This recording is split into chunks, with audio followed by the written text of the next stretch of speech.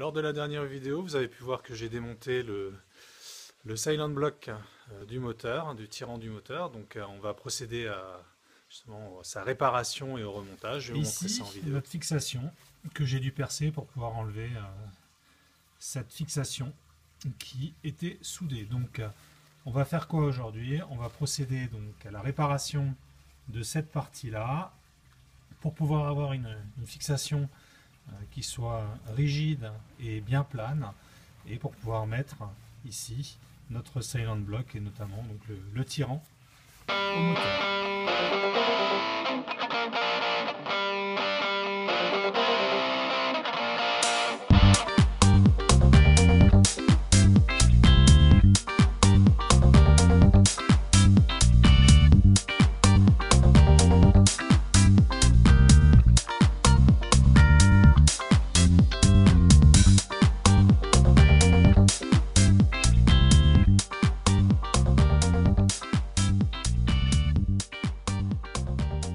J'ai percé, donc il va falloir que je répare.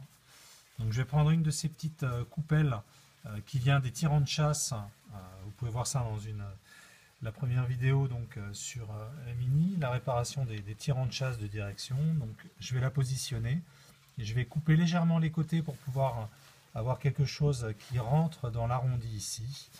Et après je vais procéder à la soudure pour pouvoir avoir quelque chose qui est bien aligné et pouvoir remettre mon tirant. Ma rondelle est positionnée. Je vais effectuer donc un ajustement comme ça par rapport au trou en dessous pour être aligné avec mon silent block tout à l'heure. Donc attention à deux choses, ici au bout la butée et ici donc quand vous le positionnez au-dessus, donc vous allez prendre les petites pattes, ici le rebord du support du silent block ici, qui vous permet donc d'arriver sur une bonne découpe.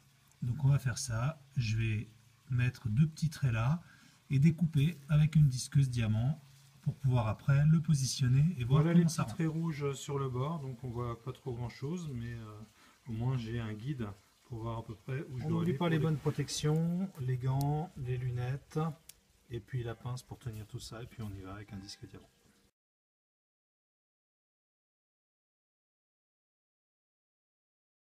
Ma pièce est positionnée, je teste l'alignement avec un boulon.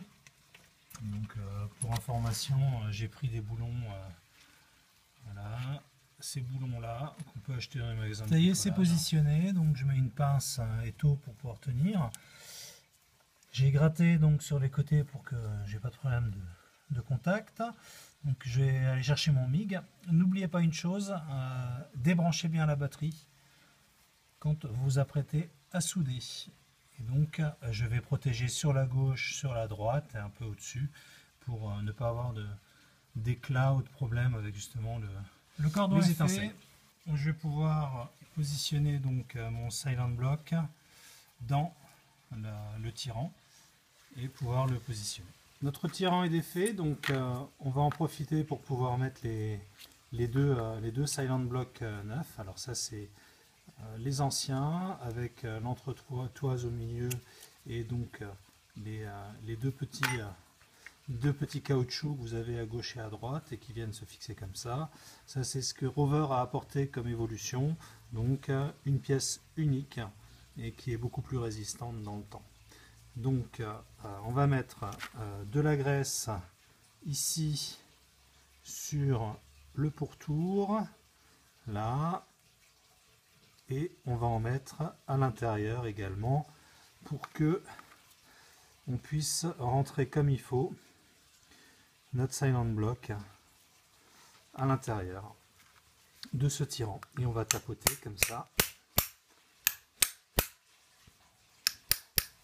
Voilà le silent block qui est monté à l'intérieur, donc vous devez avoir les deux petites lèvres qui dépassent de chaque côté. Et donc forcément vous avez la graisse, laissez-la parce que de toute façon vous allez avoir besoin de graisse pour coulisser au niveau des fixations de ce tirant sur la carrosserie. On va procéder à la même chose de l'autre côté, comme ça on ne sera pas embêté pour le remonter. et de 2. Les deux côtés sont faits, donc je peux aller le présenter. Forcément ici, donc j'ai un marquage sur la partie qui était au niveau de la caisse et celle-ci de l'autre côté sur le moteur. Donc on va fixer ça, ce côté-là uniquement. Pourquoi? Parce que je fais le joint de culasse, donc je vais encore laisser la culasse libre. Alors mettez un peu de graisse entre les deux parties ici que vous voyez là, entre les deux, et puis après on va pouvoir coulisser donc notre tirant. Alors il se peut que vous ayez un peu de mal à le rentrer, donc n'hésitez pas à mettre ici donc un appui et à taper pour pouvoir le glisser. Et si en haut vous avez du mal à pouvoir encore bien l'ajuster, donc vous glissez un tournevis à l'intérieur et vous l'ajustez progressivement. Comme ceci, on glisse le tournevis à l'intérieur et on ajuste et ça coulisse tout seul. Voilà. Gauche, droite, avant, arrière, voilà. Et on va pouvoir mettre notre boulon.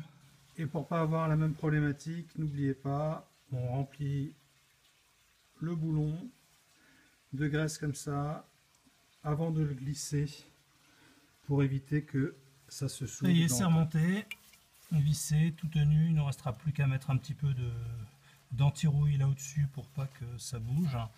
Et ici, quand j'aurai refait la culasse, de pouvoir glisser notre silent block ici pour ajuster le moteur et ça ne bougera plus.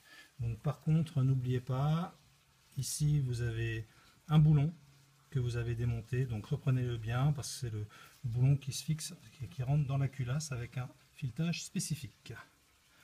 Voilà, donc on va passer à la suite après sur le remontage de notre culasse avec le changement de joint de culasse.